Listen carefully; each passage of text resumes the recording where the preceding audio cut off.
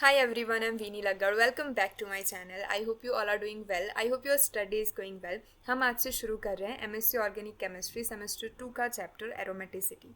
हम कोई भी नया चैप्टर जब शुरू करेंगे तब डिस्कस करेंगे सबसे पहले कि ये जो चैप्टर है वो पर्टिकुलर आपको स्टैंडर्ड के अलावा कहाँ पे यूज़फुल होगा। ठीक है, जैसे कि एरोमेटिसिटी है तो आपका एमएससी के अंदर तो आपका सेमेस्टर 2 में आपको पढ़ना होगा ही, जो आपकी कॉलेज के एग्ज़ाम के लिए रिक्वायरमेंट है। इसके आगे अगर आप मास्टर्स के बाद कोई कॉम्पिटिटिव एग्ज़ाम देते हो या फिर किसी पीएचडी एंट्रेंस एग्ज़ाम देते हो तब भी आपका ऑर्गेनिक केमिस्ट्री का जो सिलेबस रहेगा उसमें एरोमेटिसिटी से रिलेटेड आपको 3 या 4 मार्क के क्वेश्चन ज़रूर देखने को मिलेंगे। तो ये जो चीज़ है एरोमेटिसिटी, ये जो आपका कॉन्सेप्ट है वो आप सभी को यानी कि ऑर्गेनिक केमिस्ट्री के जितने भी स्टूडेंट हैं उन सभी को आना बहुत ज़्यादा ज़रूरी है। ठीक है, तो शुरू करते हैं। आई एम विनी लगर present in this lecture number 1 और इस वीडियो लेक्चर के अंदर हम क्या देखने वाले हैं वो सबसे पहले हम डिस्कस करेंगे। इस चैप्टर को कंप्लीट करने के लिए ऑलमोस्ट हमें 3 या 4 लेक्चर हमें चाहिए होंगे, क्योंकि जो क्वेश्चन पूछे जाते हैं एग्ज़ाम में वो किस तरीके से सॉल्व करने हैं वो भी हम नेक्स्ट वीडियो लेक्चर्स के अंदर देखेंगे। ठीक है, इस वीडियो लेक्चर के अंदर हम देखेंगे कि एरोमेटिसिटी क्या है, यानी कि बेसिक से बेसिक कॉन्सेप्ट जो आपका है एरोमेटिसिटी का वो हम डिस्कस करेंगे। रूल्स है आपके कुछ जो हम डिफ़ाइन करते हैं किसी भी मोलिक्यूल को एरोमेटिक है या फिर एंटी एरोमेटिक है या फिर वो नॉन एरोमेटिक है या फिर वो होमो एरोमेटिक है।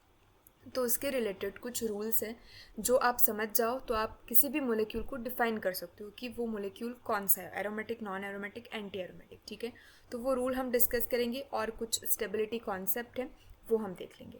तो इन 3 चीज़ों को हम पढ़ेंगे इस वीडियो लेक्चर के अंदर। शुरू करते हैं। सबसे पहले देखेंगे कि एरोमेटिसिटी है क्या। ठीक है, अ प्रॉपर्टी ऑफ कॉन्जुगेटेड साइक्लोअल्कीन्स, ये जो आपके इन्वर्टेड कॉमा में वर्ड है वो आपकी एरोमेटिसिटी को डिफाइन करते हैं। ठीक है, ये सारे वर्ड एक साथ में मिलेंगे और आपकी एरोमेटिसिटी को डिफाइन करेंगे और इस वर्ड का पर्टिकुलर मीनिंग क्या होता है वो भी हम समझेंगे।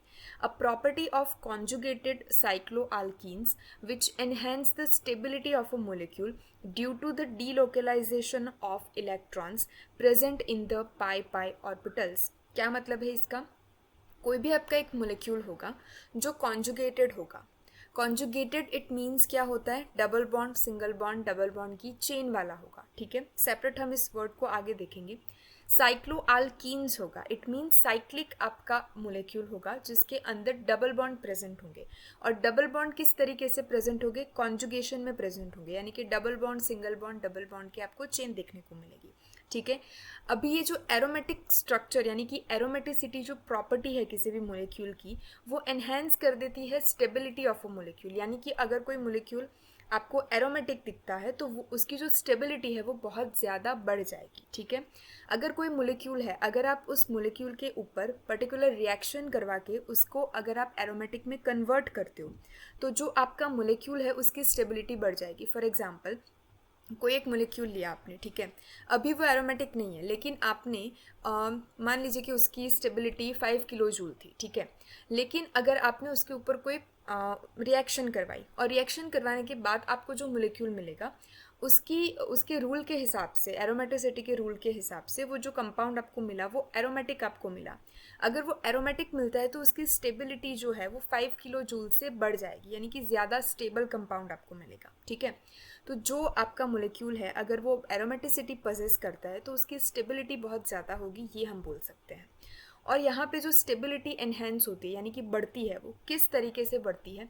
तो डीलोकेलाइजेशन होता है पाई इलेक्ट्रॉन्स का पाई पाई ऑर्बिटल्स के अंदर। ये डीलोकेलाइजेशन क्या है वो भी हम समझेंगे। ठीक है, चलिए नेक्स्ट हम देखते हैं साइक्लो अल्कीन्स किसे बोलेंगे। तो इस तरीके का आपका साइक्लो स्ट्रक्चर होगा, जैसे कि ये 4 मेंबर्ड साइक्लिक रिंग है, ये आपकी 6 मेंबर्ड साइक्लिक रिंग है और उसके अंदर आपको डबल बॉन्ड देखने को मिलेंगे। ठीक है, डबल बॉन्ड देखने को मिलेंगे, यहाँ पे 3 डबल बॉन्ड है यानी कि साइक्लो अल्कीन्स। कॉन्जुगेशन हम किस तरीके को बोलेंगे? कॉन्जुगेटेड सिस्टम इट मीन्स यहाँ पे आपके double bond, single bond, double bond और कोई चार्ज प्रेजेंट है। ठीक है, double bond, single bond, double bond, negative charge present है। Double bond, single bond, double bond, यहाँ पे भी नेगेटिव चार्ज प्रेजेंट है।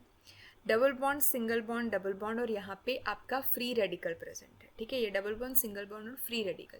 तो कॉन्जुगेशन आपको double bond, single bond, double bond में देखने को मिल सकता है, डबल बॉन्ड, सिंगल बॉन्ड और पर्टिकुलर किसी भी चार्ज में देखने को मिल सकता है। ठीक है, जैसे कि पॉजिटिव चार्ज, नेगेटिव चार्ज या फिर फ्री रेडिकल। ओके, अगर यहाँ पे पॉजिटिव चार्ज है तो इसके हम कितने इलेक्ट्रॉन काउंट करेंगे, 0 इलेक्ट्रॉन काउंट करेंगे। आपको पता है कि डबल बॉन्ड बनने के लिए 2 इलेक्ट्रॉन की रिक्वायरमेंट होती है, तो एक double bond it means 2 electrons, दूसरा डबल बॉन्ड इट मीन्स दूसरे 2 इलेक्ट्रॉन्स यानी कि 4 इलेक्ट्रॉन्स हुए।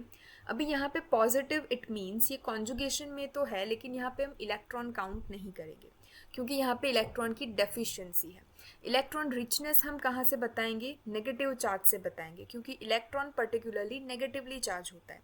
तो अगर ज़्यादा इलेक्ट्रॉन अगर हमें रिप्रेजेंट करने हो तो हम नेगेटिव चार्ज से बताएंगे। ठीक है, यहाँ पे देखिए, यहाँ पे 2 इलेक्ट्रॉन है इसीलिए हमने नेगेटिव चार्ज बताया। तो एक नेगेटिव चार्ज इट मीन्स हमारे 2 इलेक्ट्रॉन वहाँ पे प्रेजेंट होंगे। तो इस पूरे सिस्टम के अंदर कितने इलेक्ट्रॉन प्रेजेंट होंगे, 2 + 2 4 + 2 6।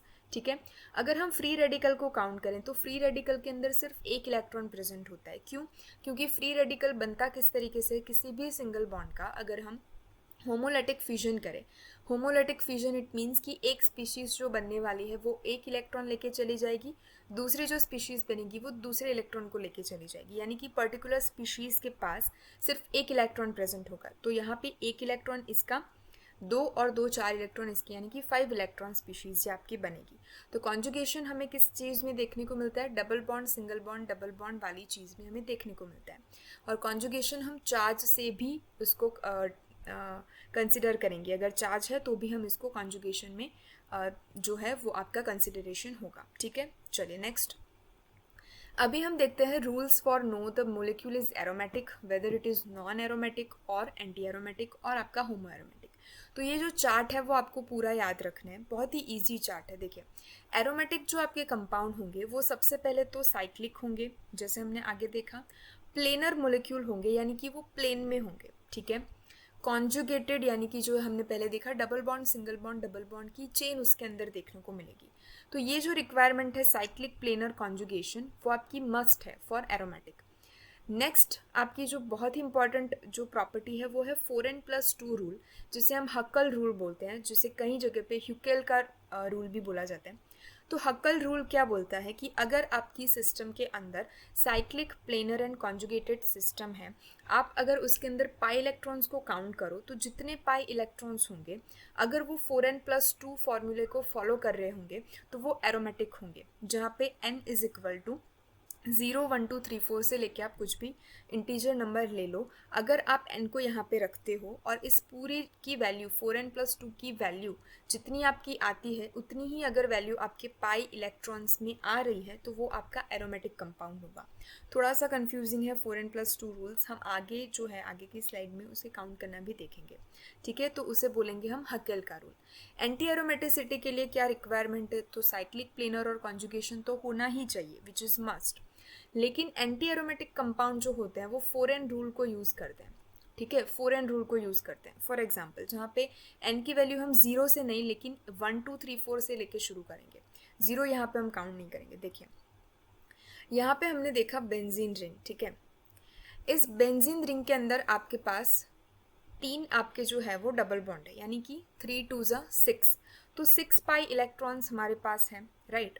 अभी जो 6 पाई इलेक्ट्रॉन्स को अगर हमें 4n+2 के अंदर हमें यहाँ पे ढालना है तो हम किस तरीके से ढालेंगे। देखिए यहाँ पे मैंने आपको करके दिखाया 4n+2 की वैल्यू, अगर हम n की वैल्यू 1 यहाँ पे 0 ले लें, सबसे पहले हम 0 ले लें, तो n की वैल्यू अगर हम यहाँ पे 0 ले लेंगे तो 4 × 0 तो 0 हो जाएगा, यानी कि 4n+2 की पूरी वैल्यू आ जाएगी 2।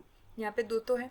अगर n की वैल्यू हम 1 ले लें तो 4 1 1 plus 2 it means 4 1 4 plus 2 it means 6। ठीक है, अगर हम n की वैल्यू यहाँ पे 2 ले लें, यानी कि 4 2 8 प्लस 2 इज इक्वल टू 10। तो इन पूरे की वैल्यू n की वैल्यू हम बदलते जाएंगे 0 1 2 3, तो इस पूरे फॉर्मूले की वैल्यू हमें 2 6 10 14 18 पाई इलेक्ट्रॉन्स अगर मिले तो आपका जो कंपाउंड है वो एरोमेटिक कहलाएगा। अगर n की वैल्यू हम यहाँ पे 1 ले तो 4 1 4 4 2 8 4 3 12 4 4 16, तो 4 की मल्टीपल में अगर हमें कोई वैल्यू मिलती है तो वो आपका हकेल का रूल फॉलो नहीं कर रहा है, वो आपका 4n रूल फॉलो कर रहा है, और जो आपका सिस्टम होगा वो आपका एंटी एरोमेटिक होगा। यहाँ पे देखिए ये जो मोलेक्यूल है वो साइक्लिक है सबसे पहले तो, कॉन्जुगेटेड है क्योंकि ये डबल बॉन्ड को रिप्रेजेंट कर रहा है, ठीक है। ये प्लेनर मोलेक्यूल भी है, और यहाँ पे अगर हम काउंट करें इलेक्ट्रॉन तो इसके 2 इलेक्ट्रॉन, इसके 2 इलेक्ट्रॉन, यानी कि 4 इलेक्ट्रॉन हुए। अभी 4 इलेक्ट्रॉन कहाँ पे आपको दिख रहे हैं, 4n सिस्टम में दिख रहे हैं। यहाँ पे आ गया 4, क्योंकि हम n इज इक्वल टू अगर 1 रखेंगे तो आपका वैल्यू 4 आएगी। तो ये जो है आपका सिस्टम, ये वाला सिस्टम, वो आपका एंटी एरोमेटिक हो जाएगा, ठीक है। बेंजीन की अगर हम बात करें तो बेंजीन के अंदर आपके 3 पाई बॉन्ड इलेक्ट्रॉन होते हैं, ठीक है, 3 पाई बॉन्ड होते हैं। अगर 3 पाई बॉन्ड के हम इलेक्ट्रॉन को काउंट करेंगे तो 3 2 ज़ा 6 आएगा, और 6 आपको कहाँ पे देखने को मिलेगा, 4n+2 इलेक्ट्रॉन्स के अंदर देखने को मिलेगा, यानी कि यहाँ पे देखने को मिलेगा, ठीक है। यहाँ पे अगर n की वैल्यू हम 1 ले लें तो 4 1 ज़ा 4 +2 इट मीन 6 आएगा आपका वैल्यू। तो आपकी जो ये बेंजीन रिंग है वो आपकी एरोमेटिक है, ऐसा हम बोल सकते हैं। समझ आया इतनी चीज़? चलिए अभी हम आगे देखेंगे कि हम नॉन एरोमेटिक जो कंपाउंड थे ना उसकी रूल हमने डिस्कस करना रह गया। ओके, नॉन एरोमेटिक जो कंपाउंड होते हैं उसके अंदर साइक्लिक प्लेनर कॉन्जुगेशन में से कोई भी एक प्रॉपर्टी नहीं देखने को मिलेगी, ठीक है। जैसे कि साइक्लिक अगर ना हो तो वो नॉन एरोमेटिक हम बोल सकते हैं, प्लेनर कॉम्प्लेक्स अगर ना हो तो उसे भी हम नॉन एरोमेटिक बोल सकते हैं, कॉन्जुगेटेड अगर आपका सिस्टम नहीं हो तो भी हम उसे नॉन एरोमेटिक बोल सकते हैं। मैंने आपको कोई कंपाउंड दे दिया, वो साइक्लिक भी है, वो प्लेनर कॉम्प्लेक्स भी है, लेकिन उसके अंदर कॉन्जुगेशन ही नहीं है। डबल बॉन्ड सिंगल बॉन्ड के बाद आपके 2 सिंगल बॉन्ड आ गए, डबल बॉन्ड आया ही नहीं, यानी कि कॉन्जुगेशन है ही नहीं, तो हम उसे नॉन एरोमेटिक बोल सकते हैं, ठीक है। यानी कि इन तीनों में से, साइक्लिक, प्लेनर और कॉन्जुगेशन में से कोई भी एक प्रॉपर्टी आपको देखने को नहीं मिलती है तो हम उसे नॉन एरोमेटिक कंपाउंड जाहिर करते हैं, ठीक है। और नॉन एरोमेटिक कंपाउंड जो होते हैं उसमें अगर आप पाई इलेक्ट्रॉन्स को काउंट करोगे तो वो 4n+2 में भी आ सकते हैं, या फिर वो 4n सिस्टम में भी आ सकते हैं, उससे हमें कोई लेना देना नहीं है। हमें इन 3 प्रॉपर्टी को देखनी है, साइक्लिक है नहीं है तो नॉन एरोमेटिक, प्लेनर नहीं है तो भी नॉन एरोमेटिक, अगर कॉन्जुगेटेड भी नहीं है तो भी आपका नॉन एरोमेटिक में हम कंसीडर करेंगे, ठीक है। चलिए नेक्स्ट हम देखेंगे होमो एरोमेटिसिटी को। होमो एरोमेटिक कंपाउंड या फिर होमो एरोमेटिसिटी क्या होती है, तो in case of homo aromaticity conjugation is interrupted by single sp3 carbon atom. sp3 carbon atom को हम किस तरीके से डिफाइन करेंगे, ऐसा कार्बन एटम जिसकी चारों वैलेंसी जो है वो सिंगल बॉन्ड से घिरी हुई है, यानी कि कार्बन बॉन्ड की जो 4 वैलेंसी है वो सिंगल बॉन्ड है।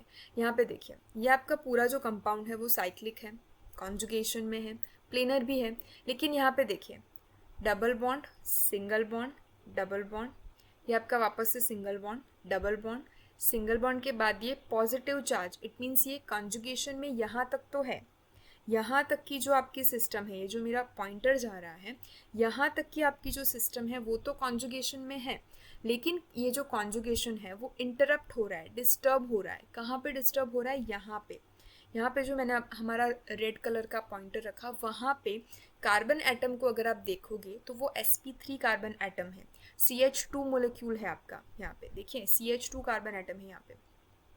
ये जो आपका कार्बन एटम है उसकी एक वैलेंसी ये सिंगल बॉन्ड, ये दूसरी वैलेंसी भी सिंगल बॉन्ड, और यहाँ पे जो 2 हाइड्रोजन एटम होंगे वो भी सिंगल बॉन्डेड होंगे।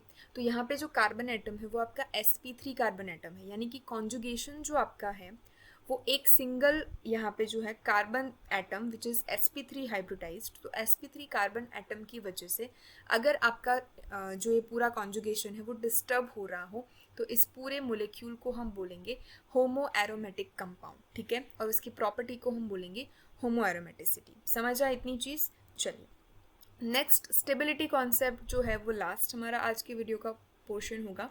एरोमेटिक जो भी कंपाउंड होते हैं उसकी स्टेबिलिटी बहुत ज़्यादा होती है, ठीक है। जैसे हमने फर्स्ट स्लाइड के अंदर डिस्कस करा कि कोई भी कंपाउंड अगर आप ले लो, अगर आप उसके ऊपर कोई भी प्रोसेस करवा के उसे अगर एरोमेटिक बना देते हो तो वो जो एरोमेटिक कंपाउंड बनेगा उसकी स्टेबिलिटी बहुत ज़्यादा होगी इन कंपैरिजन टू जो पहले मोलिक्यूल था, यानी कि जो भी आपके एरोमेटिक कंपाउंड होंगे उसकी स्टेबिलिटी बहुत ज़्यादा होगी।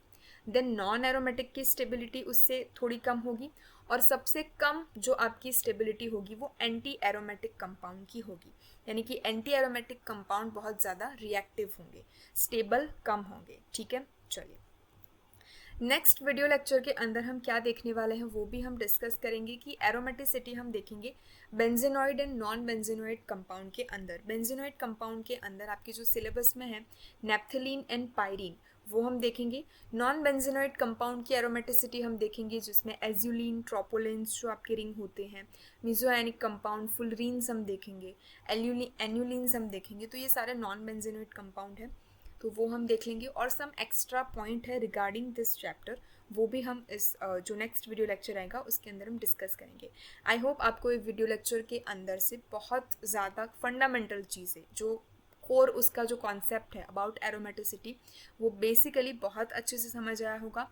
कोई भी चीज़ अगर आपको नहीं समझ आई है तो आप कमेंट करके मुझे बता सकते हो। I will definitely reply on that and अगर ज़रूरत पड़े तो मैं उसको वीडियो लेक्चर के अंदर भी समझा दूँगी। So stay tuned with the next video lecture. Till then stay happy, stay positive.